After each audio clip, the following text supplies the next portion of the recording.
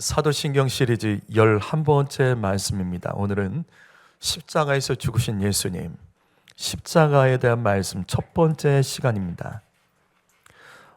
사도신경이 어느 시대에 만들어지죠? 여러분, 사도신경이 어느 시대에 만들어지죠?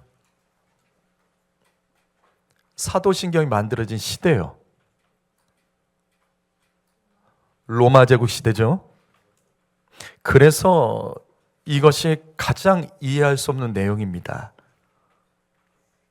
십자가에 못 박혀 죽으시고 십자가에 죽으신 예수님, 십자가 형벌은 고대 페르시아 때부터 시작된 것으로, 페르시아가 다른 나라와 도시들을 정복한 후에 페르시아에 저항했던 사람들을 산채로 십자가에 못 박아 거리에 세워뒀습니다. 그러면 더위나 추위 속에서 그 못 박혔던 자가 서서히 괴로워하며 죽거나 아니면 피냄새를 맡고 달려든 까마귀, 독수리, 벌레들이 살아있는 사람을 뜯어먹습니다. 그래서 고통스럽게 천천히 죽는 아주 잔인한 형벌이 십자가형입니다. 이것을 로마 제국에서도 받아들여서 로마 제국에 반역하는 자들과 중재인들을 십자가형으로 죽였습니다.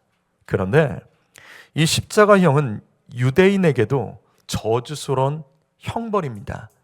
그것이 성경에 나옵니다. 신명기 21장 22절과 23절 말씀, 여기 말씀 읽어볼까요? 읽어봅니다. 시작.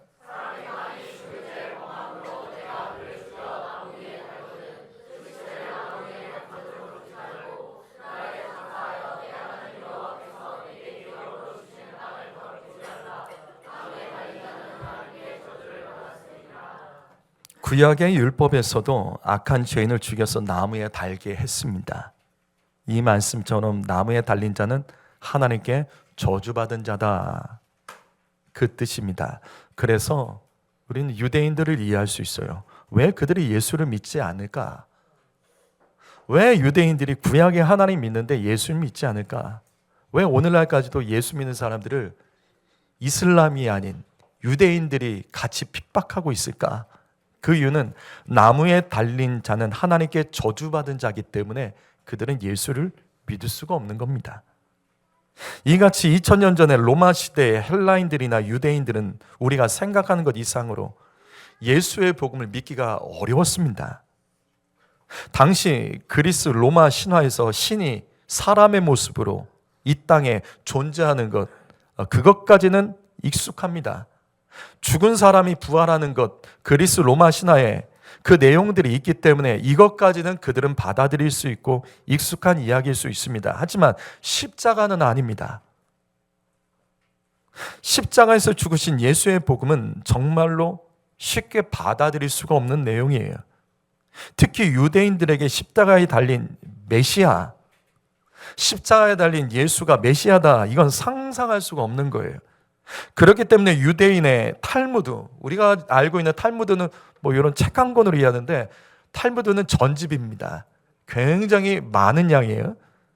거기 그리스도인들을 가리켜서 나무에 달린 자를 예배하는 사람이다, 예수 믿는 사람들은 나무에 달린 자를 예배하는 사람이다 라며 조롱하는 내용들이 반복적으로 나옵니다.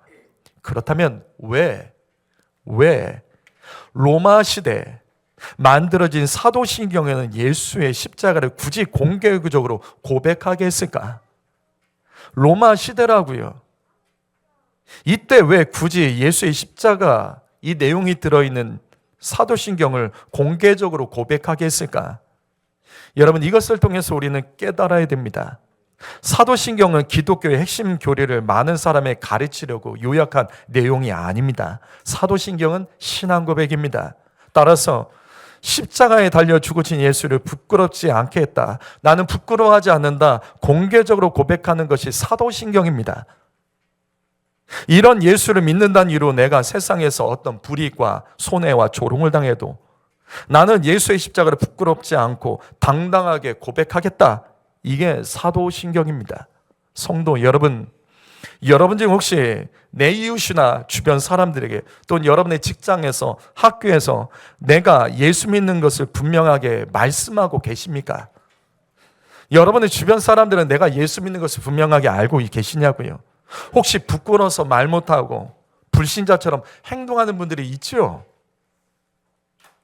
그렇다면 무엇이 부끄러운 거죠? 정말 부끄러운 게 뭐죠? 질문을 해보시죠. 여러분 정말 부끄러운 게 뭐죠? 내가 예수 믿는다고 말하지 못하는 진짜 이유가 뭐냐고요? 예수가 부끄러운 겁니까? 아니면 내 모습이 부끄러운 겁니까? 세상에서 예수 믿는다는 것을 말하는 것이 부끄러운 거야? 아니면 내가 예수 믿는다는 거 사람들이 아는 것이 부끄러운 겁니까? 우린 이걸 분명하게 알고 가야 되는 거예요. 성도 여러분, 우리가 예수를 믿는다고 하면서도 세상에서 예수 믿지 않는 사람보다 욕 많이 하고 똑같이 욕하고 혈기 더 많이 부리고 똑같이 혈기 부리고 사는 모습이 형편이 없으면 사람들이 분명히 욕할 겁니다. 예수 믿는다고 하면서도 거짓말이 아주 익숙하고 시간 약속 진짜 안 지키고 이기적이고 손해보지 않는다면 세상 사람들 우리 욕하죠. 예수 믿는다고 하면서도 술 먹고 휘청거리고 있고 가정이나 일터에 살면서 본이 되지 못하는 사람, 사람들은 그 사람만 욕하는 것이 아니에요. 예수 믿는 사람을 다 욕해요. 그래서 우리는 어쩌면 세상에서 예수 믿는다고 말 못하고 교회를 다니면서도 사람들 앞에서는 내가 억지로 가는 거야, 내 부인 때문에 억지로 가는 거야, 그냥 가는 거야, 그렇게 신앙 없는 사람처럼 그렇게 내 믿음을 막 던지고 계시지 않습니까? 여러분 기억하세요. 로마서 10장 10절 말씀 읽어보시죠. 읽어봅니다. 시작.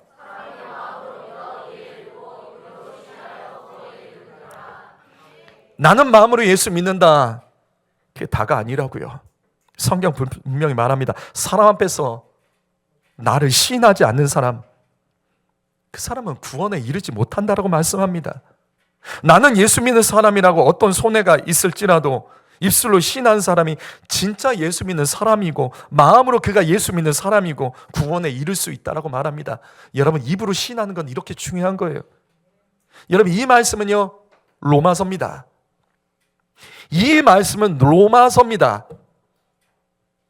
당시 로마는 무엇이냐면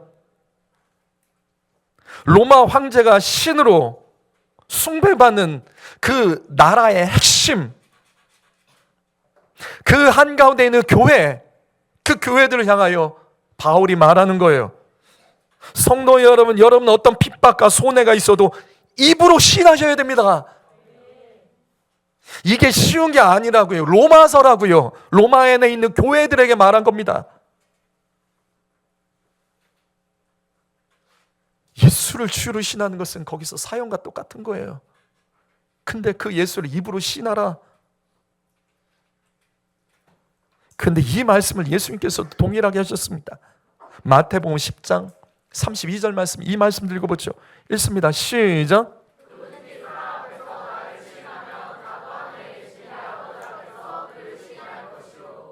내가 예수 믿는다는 것을 사람 앞에서 부끄러운 분들 계시죠? 다시 질문합니다. 뭐가 부끄러운 거죠? 예수님이 부끄러운 거예요? 진짜 내가 부끄러운 거예요? 사실은 내가 부끄러운 거 아닌가요? 내가 예수 믿는 것을 사람 앞에서 시인할 수 없으면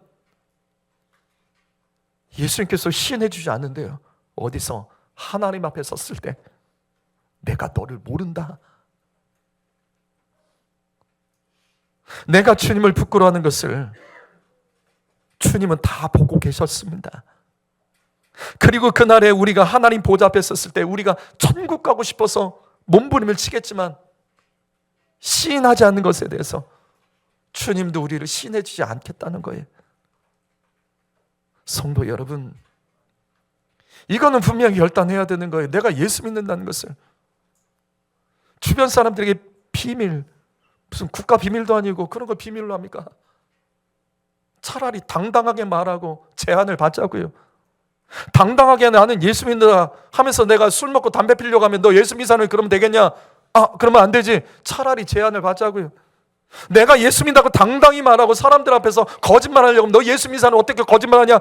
이런 말을 차라리 듣는 것이 우리의 삶에서 죄가 제어될 수 있는 하나의 길이 아니겠습니까? 요한일서 4장 3절 말씀 읽어보시죠. 읽어봅니다. 시작.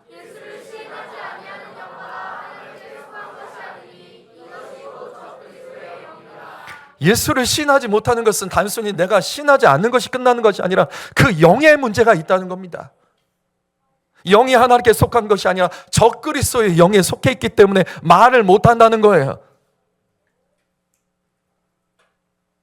그래서 사도신경에는 헬라인이나 유대인에게 복음을 전파가 어렵고 힘들고 예수의 복음을 전하다가 핍박받고 순교한 일이 벌어진다 할지라도 우리가 믿는 예수님은 하나님이시고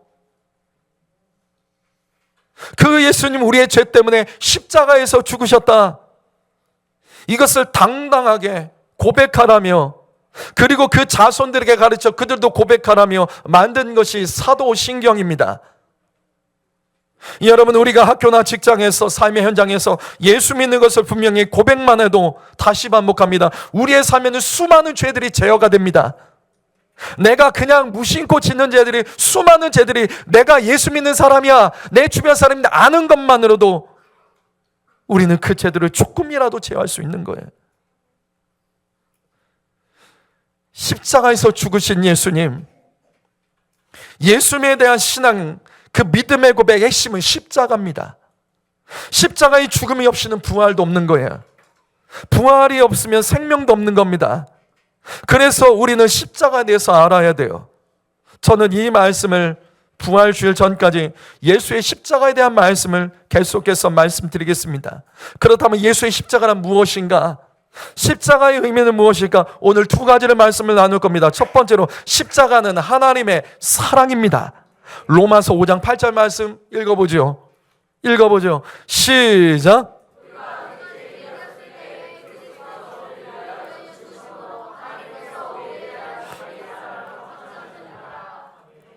예수님의 십자가는 사랑입니다. 예수님은 하나님의 사랑 때문에 이 땅에 오셨습니다. 예수님은 하나님의 사랑 때문에 십자가에서 우리를 위해 죽으셨습니다. 왜 십자가가 하나님의 사랑일까? 그것이 바로 이 말씀입니다. 십자가가 사랑인 이유는 우리가 죄인이기 때문입니다. 예수님은 죄인을 위해서 죽으셨기 때문입니다. 여러분, 이 말씀은 헬라어 시제가 중요해요. 예수님께서 우리를 위해서 죽으신 시점을 이 말씀엔 이렇게 기록하죠. 우리가 아직 죄인 되었을 때, 이 구절은 헬라어로 시제가 과거형이 아니라 현재 능동태입니다. 현재형 능동태예요. 다시 말해서 지금 현재도 우리 스스로 죄를 선택하며 살아갈 때 예수님은 우리의 죄를 위해서 십자가에 죽고 계시다는 거예요. 이 말씀은 예수님의 십자가가 2000년 전에 우리에서 죽은 십자가, 그때 끝난 것이 아니라 예수의 십자가는 현재 능동태입니다. 다시 말해서 예수의 십자가의 보혈의 효력은 과거에 끝난 것이 아니라 지금 현재도, 내가 오늘 죄를 지어도 내일 죄를 지어도 그 보혈은 효과가 있고, 그 보혈은 우리를 위해서 죽으신 보혈이라는 것을 가르쳐주고 있는 거예요. 이 말씀을 다시 보시죠. 우리가 아직 죄인 되었을 때, 이 말씀은 저와 여러분이 죄인이라는 것을 말하고 있는 거예요. 이 말씀은 우리는 여전히 죄인이다라는 것을 가르칩니다. 그리고 우리는 앞으로도 죄를 지을 수밖에 없는 존재다라는 것을 가르칩니다. 그래서 십자가는 하나님의 사랑입니다. 주님은 우리가 죄를 지을 수밖에 없는 존재라는 것을 아세요. 과거로부터 현재부터 미래까지 우리는 죄인이라는 것을 아세요. 그래서 성경은 우리에게 말씀합니다. 우리가 아직 죄인 되었을 때 현재 능동태로 우리는 계속해서 죄를 짓는다, 지금도 죄를 짓는다는 것을 가르치면서 그것이 하나님의 사랑을 확증하는 것이다, 이것이 하나님의 사랑이다라고 분명히 우리에게 가르쳐주고 있는 거예요. 이것에 대해서 성경은 이어서 또 이렇게 말씀합니다. 로마서 5장 10절 말씀도 읽어보죠. 읽어봅니다. 시작.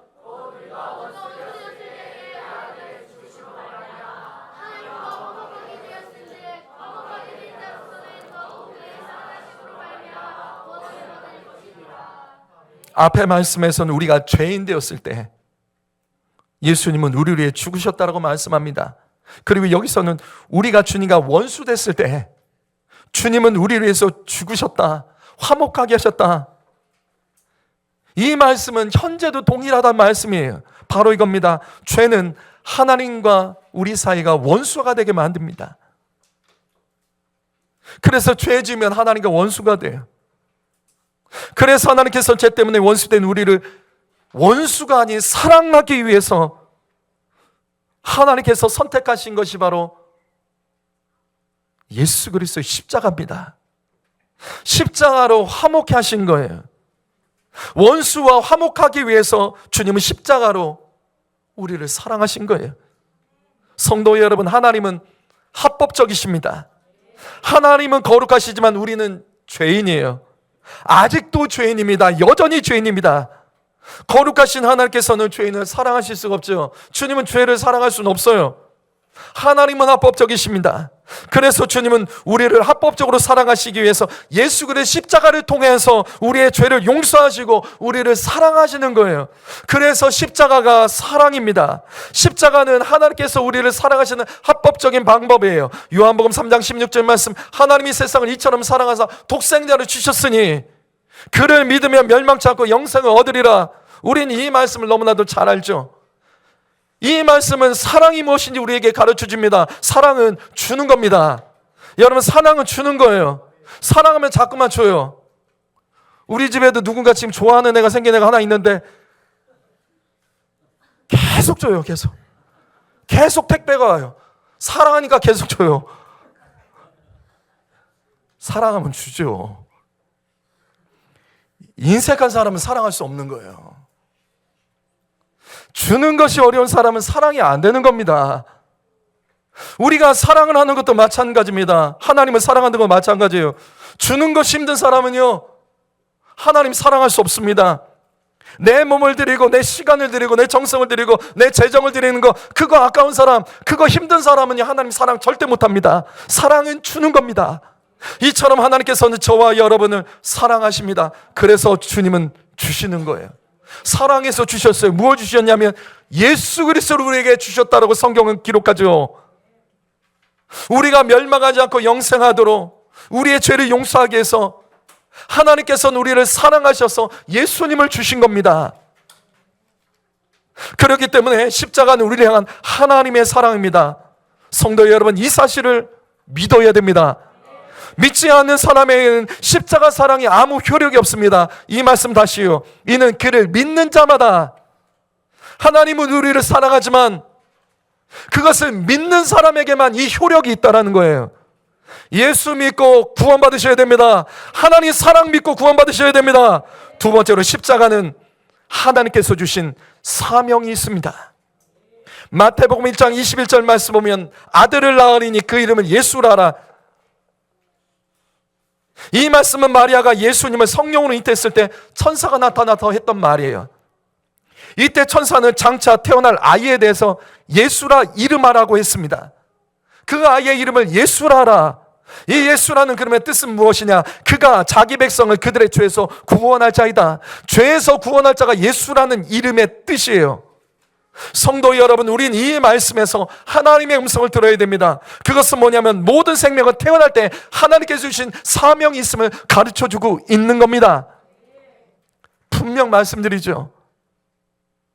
이 땅에서 서로 다른 삶을 살았던 남자와 여자가 부부가 되어 하나 되게 하신 것도 하나님의 뜻과 사명이 있는 거예요.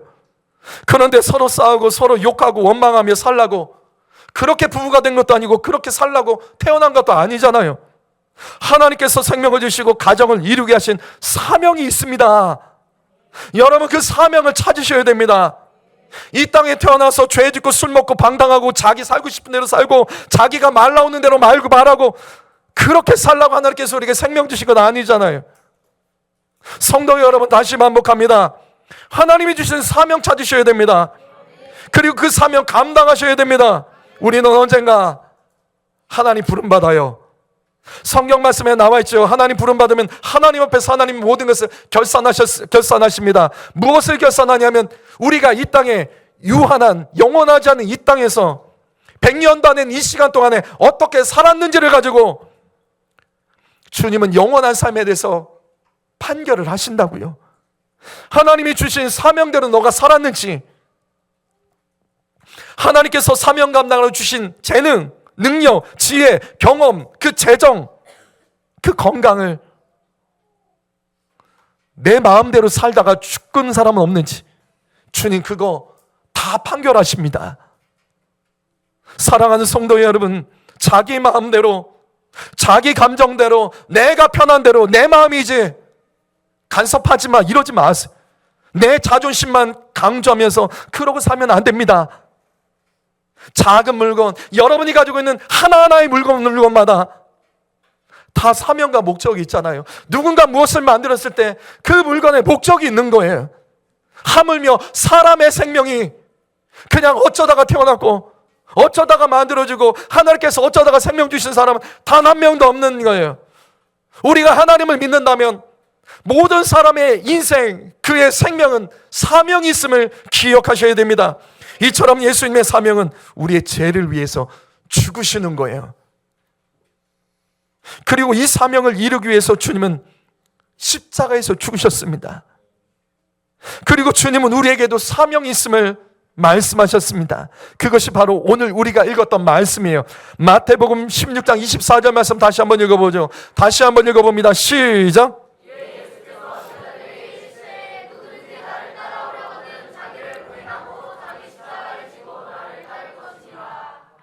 이 말씀은 2000년 전에 12제자에게만 주신 말씀이 아닙니다. 여러분, 이 말씀은 현재 저와 여러분에게도 동일하게 주님이 주신 말씀이에요.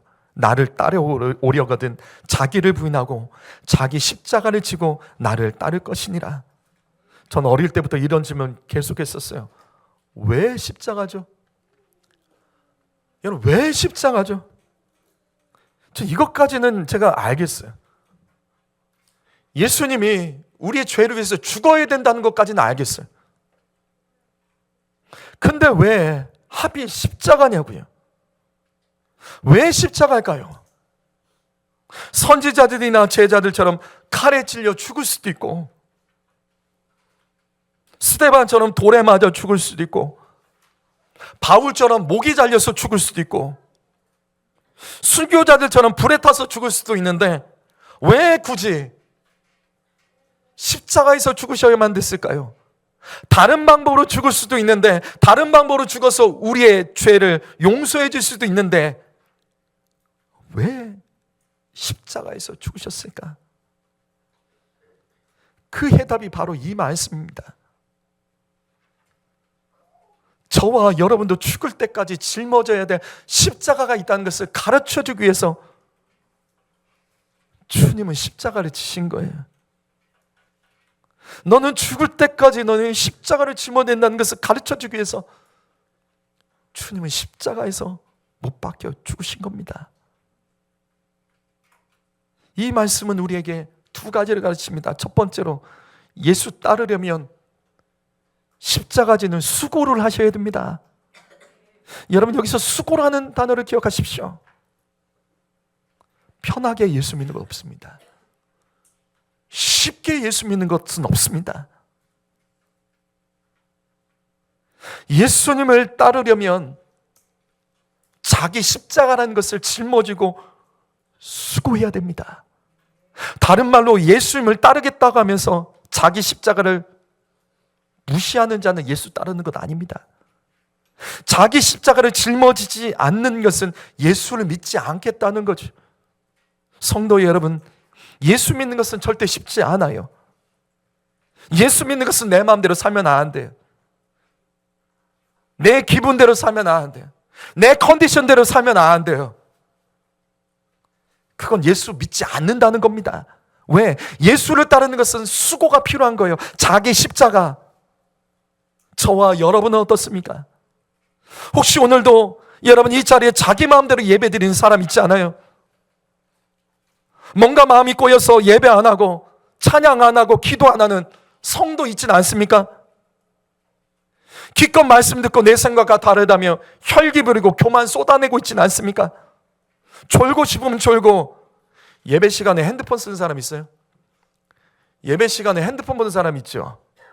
SNS 하나하나 다 체크하는 사람 있죠? 언제까지 그렇게 하실래요? 언제까지 정말 그렇게 하실래요? 도대체 이것은 예수를 따르겠다는 겁니까? 아니면 멀찍이서 따르는 척하다가 기회만 있으면 주님을 버리겠다는 것 아니겠습니까? 여러분, 예수를 따르지 않는다고 목사인 저와는 아무 상관없습니다. 여러분을 위해서 예수 믿으세요.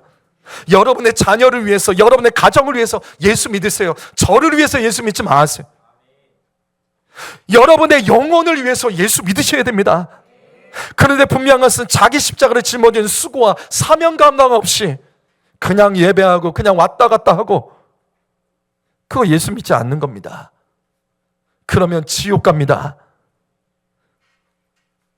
이건 목사가 지금 저주한다라고 생각하지 마세요. 이것이 하나님께서 나를 살리는 음성, 성령의 음성으로 듣는 자가 복이 있습니다. 두 번째로 예수를 따른다는 것은 자기 부인이에요. 자기 부인이 없이는 자기 십자가를 짊어질 수 없습니다. 자기 부인이 뭐죠? 자기 부인이 뭐죠? 자기 부인은 자기 거절이에요. 이건 다른 말로 내가 죽어야 된다는 거예요. 성도 여러분, 내가 죽어야 될 것이 무엇이 있습니까?